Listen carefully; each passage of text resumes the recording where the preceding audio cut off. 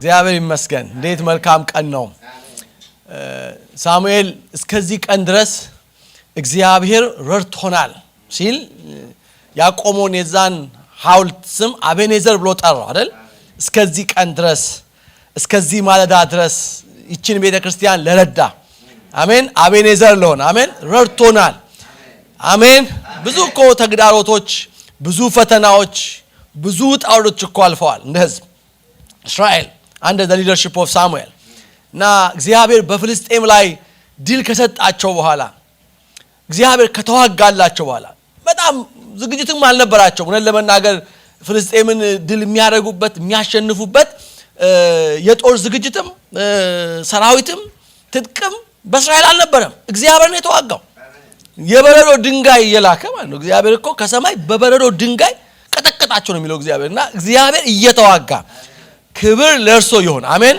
እኛ ስለቻልን አቅም ስላለን ጉልበት ስላለን ችሎታ ስላለን ጥበብ ስላለን ዕውቀት ስላለን ትጥቅ ስላለን ሳይሆን ራሱ እየቀደመ አሜን ጠላቶቻችንን ሁሉ እየተዋጋ ድል ለሰጠን ለእግዚአብሔር ደግማችሁ ክብር አምጡለት በደም አሜን እግዚአብሔር ይመስገን እስከዚህ ቀን ድረስ እግዚአብሔር ምን አድርጎናል ረድቶናል ሃሌሉያ እግዚአብሔር ረድቶናል በዚህ 10 አመት በምን ውስጥ በየት ሁኔታ ውስጥ እንዳለፈ ቢጠየቅ ቢያወራ ብዙ ሚለዋል በእያ አስባለሁ ባለቤቱ ልጆቹ ሁሉ ደግሞ የሚገርማችሁ ብቻ አይደለም ሚስቱ ዋጋ ትከፍላለች ልጆቹ ዋጋ ይከፍላሉ እና እንደዚህ አሁን እዚህ ጋር ደርሶ በዚህ ሁኔታ እንጻኖሮ ይሄ ሁሉ ሰው በዚህ መልክ ተሰብስቦ እንደዚህ ያለ ፍሬ ማየት ቀላል እንዳይመስላችሁ so I want to congratulate you በእውነት ቁምና እግዚአብሔር ይባርክ በደንብ congratulations ይሄ ያንተም ጽናትና ትጋት ውጤት ስለሆነ ማለት አብራችሁ የቆማችሁ ያገለገላችሁ ከሱ ጋር ጌታ እግዚአብሔር አብስቶ ይባርካችሁ ቤተሰቡ ልጆቹ እግዚአብሔር የተመሰገነ ይሁን Again, I want to congratulate you kids for God help us to come all the way to celebrate the 10th anniversary. You are such a great choir, such a great worship. Build the church. I love that. Build the church. Build the church. God bless you. Amen. ሁላችሁን እንኳን ደስ ያላችሁ እግዚአብሔር ይመስገን የአንደኛ ሳሙኤል መጽሐፍ ምዕራፍ 14 ቁጥር 6 ላይ ያለችዋን ያቺን ቃል ብቻ ነው ማነብላችሁ ዮናታን ለጓደኛው ለአርም ቢረሩ አብሮት ላለ ጋሻ ጃግሬው ያለውን ቁጥር 6 ላይ ዮናታን ወጣት ጋሻ ጃግሬውን ና ወደ እነዚህ ሸለፈታሞች ጦር ሰፈር እንሻገር ምናልባት እግዚአብሔር ይዋጋልን ይሆናል በብዙም ሆነ በጥቂት ለማዳን እግዚአብሔር የሚያግደው የለምና አለው ይላል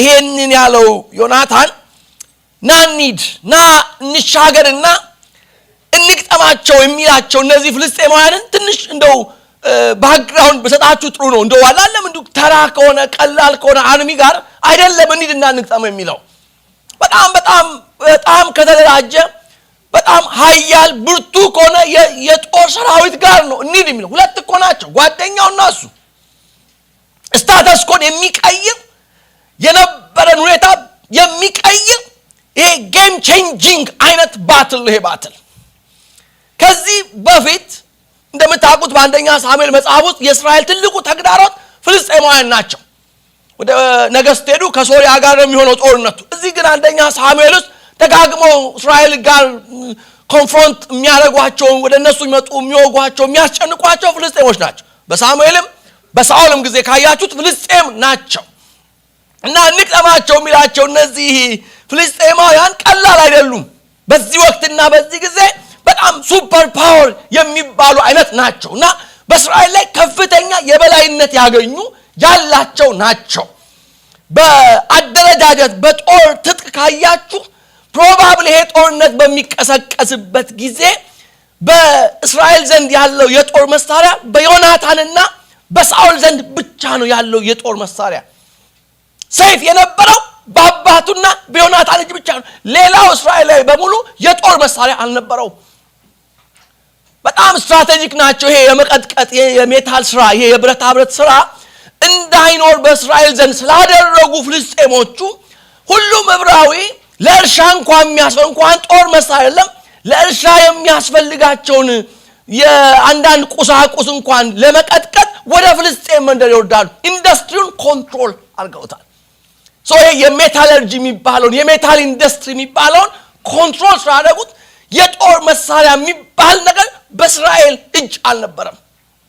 የጦር መሳሪያዎች አይደለም ኢቭን አምልኮቱን ጭምር እንደምታውቁት እስራኤል የነዚህን ፍልስጤማውያን አማልክቱን ይከተሉ ነበር። ስፒሪቹዋሊ በእነዚህ ፍልስጤማውያን ጫና ስር የወደቀ ህዝብ ነው። በርካታ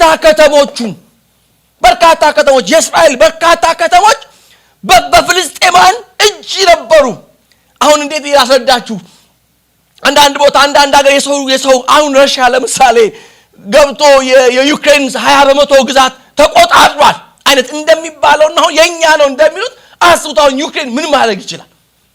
እንግዲህ ሱፐር ፓወር ኮነ ኒኩሌር ከታጠቀ ኃይል ጋር የሚዋቀው እና ይዞ ቁጭ አለ ማለት ነው።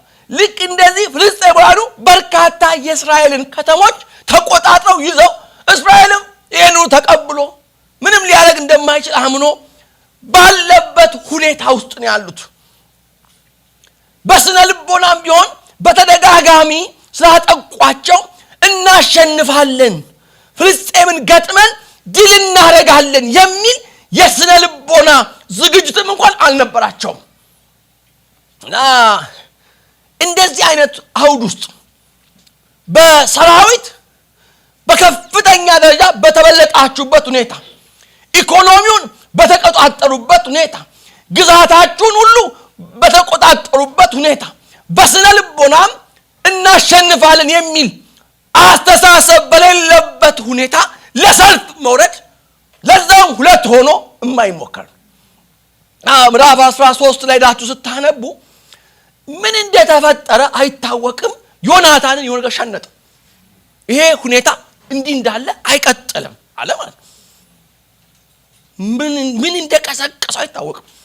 ዛሬ የሚቀሰቀሰው አለ ስታተስ ኮ ለመቀየር ማለት ነባር ሁኔታን አንዳንድ እኮ ተቀብለን እኮ የምንኖረው እኮ አንዳንድ ቀላል ውሳኔዎች የሚቀይሩት አሁን ተቀብላችሁ በኢኮኖሚ በፖለቲካ በማህበራዊ በመንፈሳዊ እንዴ አሁን በከተማችን እንኳን እኮ ብዙ መቀየር አለበታል እኮ ስታተስ ኮ እኔ እዛ ውስጥ አልገባም። ብዙ ነው ከወርቅሻቃ በትውልድ በሉት በወንጌል ስርጭት በሉት በቤተ ክርስቲያን ተከላ በሉት በብዙ መልኩ ብዙ ጥቃት የደረሰብን ህዝቦች ነን ማለት እንደ እድሜያችን ብዙ ርቀት አልሄድንም አልተጓዝንም። ብዙ ጫና አለ፣ መውደቅ ያለበት መሰበር ያለበት የሆነ ነገርም አለ፣ መቀየር ያለበት ነገርም አለ። ይሄን አትጠራጠሩ።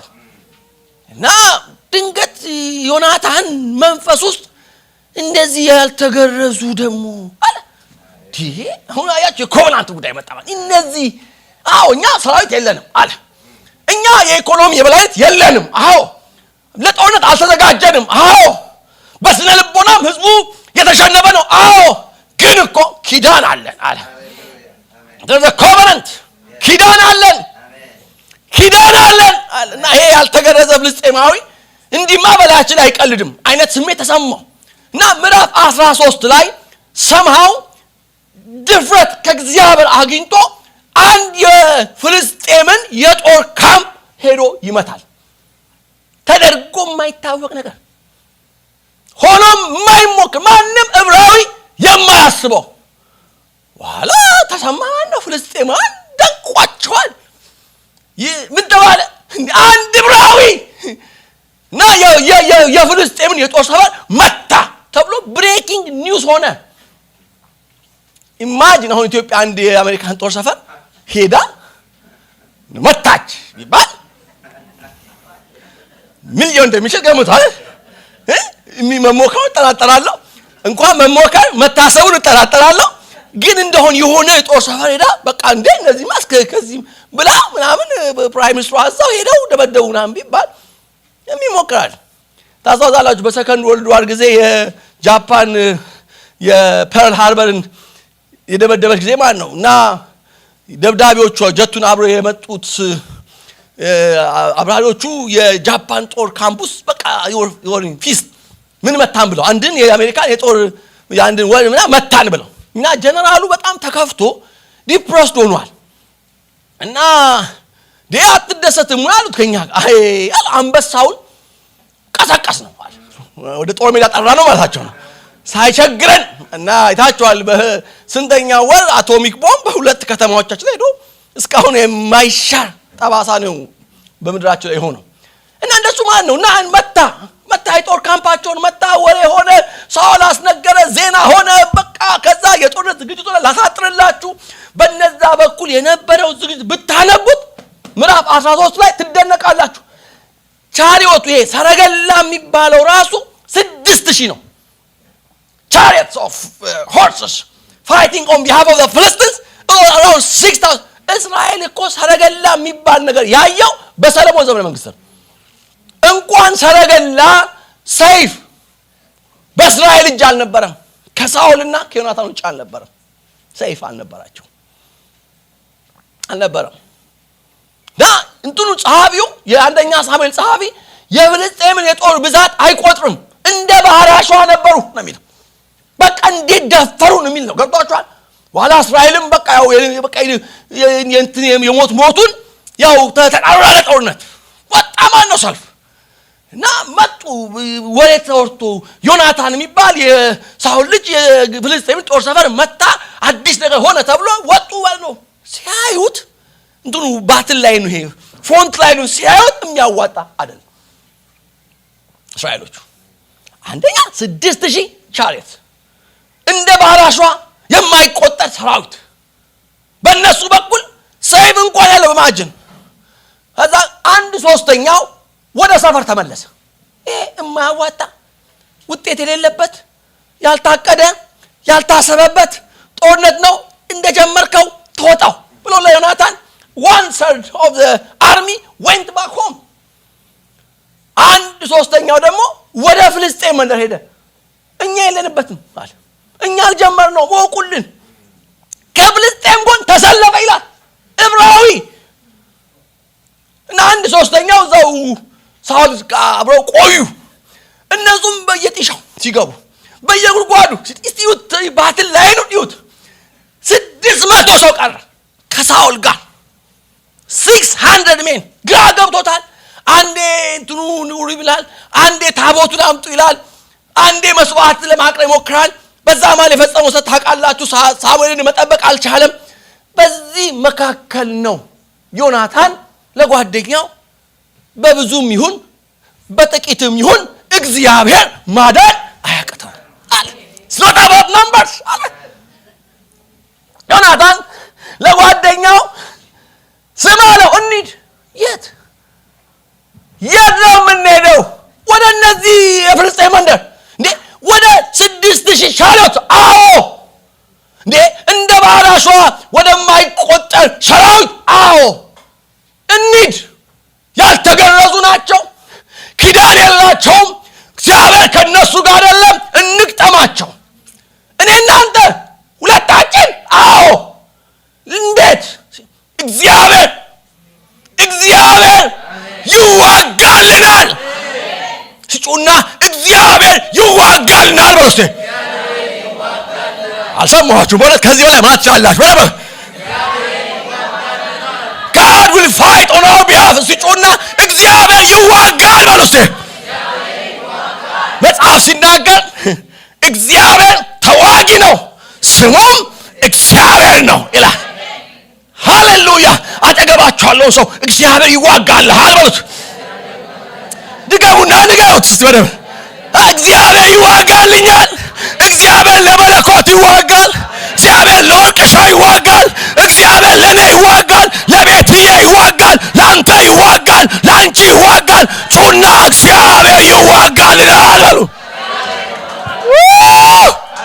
እግዚአብሔር ይዋጋል እግዚአብሔር አሰማችሁ እግዚአብሔር አረ ግድ የላችሁም እግዚአብሔር ይዋጋልናል ምን ይያልክ ነው እንዴ ከነዚህ 6000 ሰረገላ ጋር አዎ ይሄ እንደ ባህር አሸዋ የማይቆጠር ባትል ላይ አዎ ምንም ሳንይዝ እኔ እናንተ ብቻ አንድ ሰይፍ ይዘን ልንወርድ አዎ ሰልፉ የማን ነው?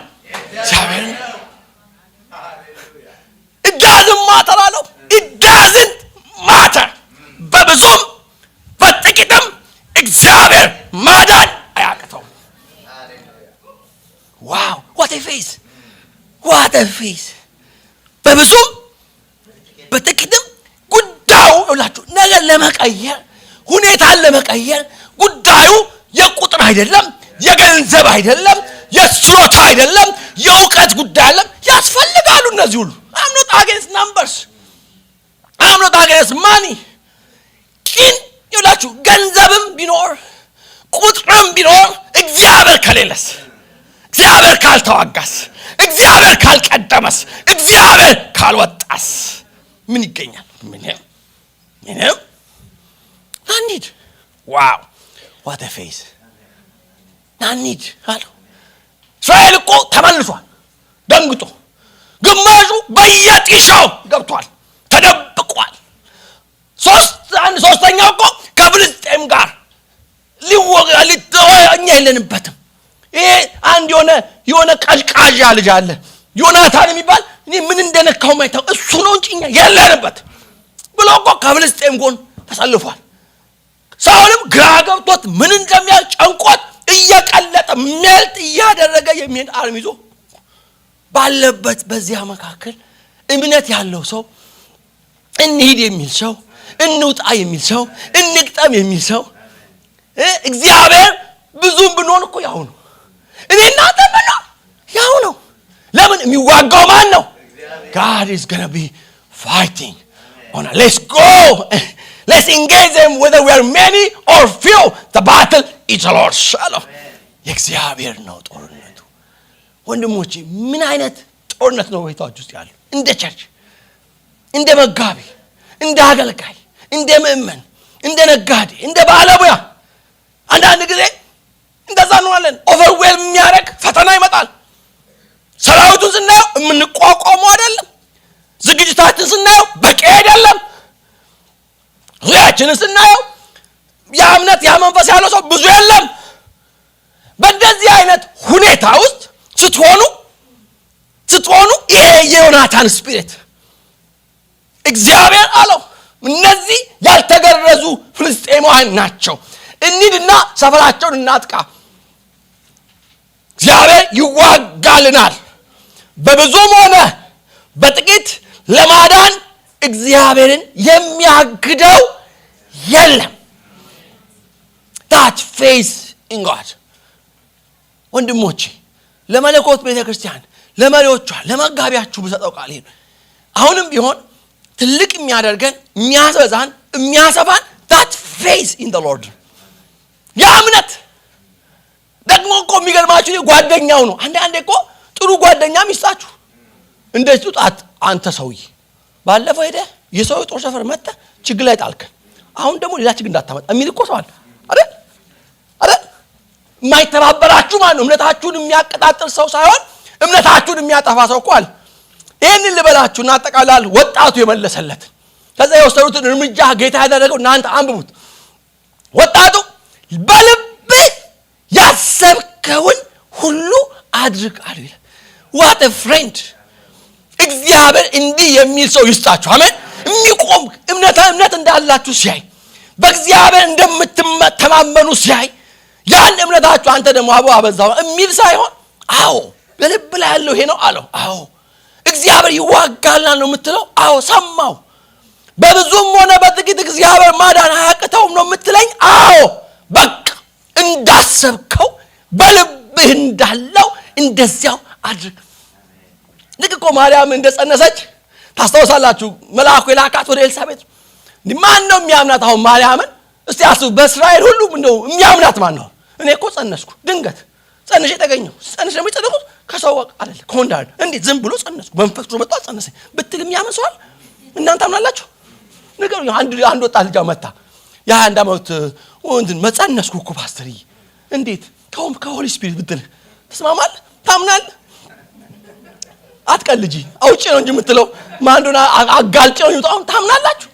እውነት አሁን ስንሰማው በጣም ስለሚቀለን አምነን ስለምንሰማው ነው እንጂ እኮ አስጡ። አሁን ማርያም ሄዳ ለአንድ ለአንድ ሰው ይብለ ለራሱ እንኳን ለጮኛው እሱ ራሱ እኮ መልአክ ነው በሌሊት እኮ ተናግሮት ነው እቺ ሴት የጸነሰችው ከማን ብሎት ነው ሊታዋት እኮ ፈልጎ ነበር በቃ ከሆነ ሰንበዲ ነው እንግዲህ ምን ላይ አትሊስት እንደው ከሚገጥማት ዝም ብዬ በስውር ልተዋት አለ እንጂ አዋለ አላለም ወደ ኤልሳቤጥ ነበር ሄደችው ኤልሳቤጥ ጋር ነበር የላካት እግዚአብሔር መንፈስ መልአክ እና ስትደርስ ገና እንዲህ የሚገባው ሰው ሳትነግሩት ነፍሳችሁ ያለው የሚያክሰው አልነገረቻትም እኮ ገና ቤቷ ስገባ መንፈስ ወደቀባት አንቺ እኮ ብጽዕት ነሽ ያመንሽ ሴት ነሽ አለች የጌታ የተባለውን ቃል የምታምኚ የጌታዬ እንደ ማነገራት ማንም የእግዚአብሔር መንፈስ ነው ኮንፈርም ያደርግልህ እንዲህ አይነት አይደለም ነግራችኋቸው ራእይ አካፍላቻችሁ አይደለም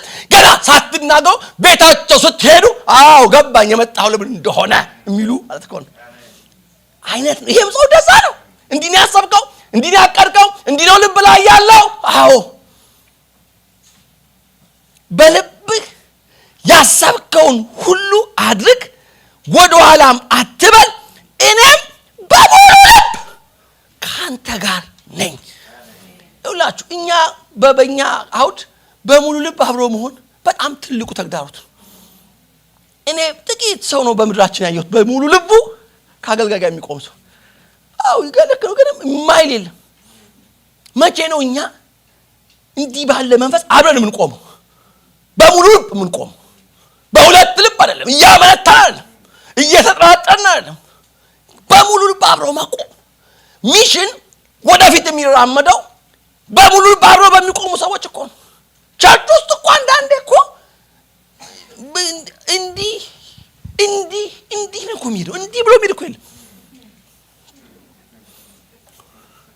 አንድ ጊዜ ይሄን ብዬ አጠቃላለሁ አንድ ቦታ ሰባኪ ነውና ህዝቡን ያስተምራል በቃ በዚህ አቅጣጫ ሄዱ ብሎ ማለት በሳምንቱ ደግሞ ሌላ ሰባኪ ተጋብዞ ያው ልጅ እዛው ቸርች ስለነበረ ሰማ በዚህ ሂዱ ነው የሚለው ደግሞ ሁለተኛ ቀን የመጣው ሰባኪ የመጀመሪያው ቀን በዚህ ሂዱ ነው የሚለው ሁለተኛ ሳምንት በዚህ ሂዱ የሚል መጣና ግራ ገባኝ አለ አሁን ይሄ ህዝብ ይሄ ምን ወዴት ነው የሚሄደው አልኳል ወደዚህ ነው የሚሄደው ብዬ ተጨነቄ ለጓደኛዬ አሁን እንዴት ነው ህዝቡ የሚያርሰው አትቸገር አለኝ ምን ነው ሰው ወደዚህም አይሄድም እናስ ነው እሱ ደግሞ ጌታ ያሳየኝ ነው አላል እንዴ የሚሄድበት ነበር እና ይሄ ጥመት እግዚአብሔር ከላያችን ላይ ይስበርልን አሜን ትብብር የሚባል ነገር ምንድነው መተባበር አንድ ባል ከሚስቱ ጋር አብሮ እየሄደ ሚስቱ አስቸጋሪ ነች ቁጭ በይ ሲላት ትቆማለች ቁሚ ሲላት ትቀመጣለች እና አንድ ቀን መንገድ ይሄዱ ወንዝ ሊሻገሩ ድንገት ጎርፍ መጣን ራስቶታል እንዳጋቢ ሲላት ገዛ ይዟት ሄዳሉ በኋላ ቁጭ ብሎ ያያል እና ያካይ ሰው መጡና ፍለጋ ጀምሩ ወደ ታች ያው ውሃው እንደሚወርድ በማን ይፈልጋሉ አትፈልጓት አላሉ አጠሷ እዛ ትገኝም አላሉ የነሱ ላይ ነው የምትገኘው አላሉ ላይ እዚህ በተቃ ሄዳ እዛ የምትገኘው አላሉ እና እንዲህ የሚተባበር ሰው እግዚአብሔር ይስጠን አሜን ከህልም ጋር አብሮ የሚቆም ከራእይ ጋር አብሮ የሚቆም የሚቀጥለው 10 ዓመት እግዚአብሔር እቺን ቤተክርስቲያን በዚህ ይባርክ እንዲህ በሚያግዙ በሚተባበሩ ካንተ ጋር ነኝ አብሬህ ነኝ በሙሉ ልብ አብሬህ ቆማለሁ ያሰብከውን አድርግ ልብ ላይ ምን አለ ሚሉ ሰዎችን እግዚአብሔር ያብዛላችሁ ከዛ በኋላ የመጣው ውጤት ይሁት ሄዱ ሁለት ሆነው ተባብረው ገና 20 ነው አንድ 20ውን ሲገሉ ሄደው እኮ ነው ከዛ እግዚአብሔር በቃ ብሎ ጦርነቱን ቴክ ኦቨር አደረገው ምድር ተንቀጠቀጠች ምድር ቁሸቅ አደረገች እንዲህ አይነት ጦርነት ሆኖ እግዚአብሔር ሲዋክ እና ያ የተፈራ ያ እንደዚህ የተከመረ የፍልስጤም ጦር የእግዚአብሔር ቃል ሲገልጠው ሜልት ዳውን አደረገ ይላል ቀለጠ እግዚአብሔር ሲዋጋ ጠላቶቻችሁ ይቀልጣሉ በደንብ ስጩና አሜን በሉ እግዚአብሔር ሲቀድም የፈራችሁት ተራ ይሆናል አይቻልም ያላችሁት ይቻላል አይሆንም ያላችሁት ይሆናል ከፍ ያለውን እግዚአብሔር ከእግሮቻችሁ በታች ያደርገዋል እግዚአብሔር ሲዋጋ እንዲህ ነው የሚሆነው። የሚቀጥለው 10 ዓመት የሚቀጥለው 20 ዓመት እግዚአብሔር ስለናንተ የሚዋጋበት ይሁንላችሁ። I know kids have forgotten you today. Sorry for that. I was on fire. I just forget you. Sorry for that. But I was talking about how God fights on our behalf. It's not in numbers, not about strength. It's about God fighting for us. God being with us. Not by number, not by might, but by the Spirit of the Lord. Amen. እግዚአብሔር ይባርካችሁ። የእግዚአብሔር ጸጋ በላያችሁ ላይ ይሁን። እንኳን አደረሳችሁ። እግዚአብሔር ከሁላችሁ ጋር ይሁን። Thank you so much.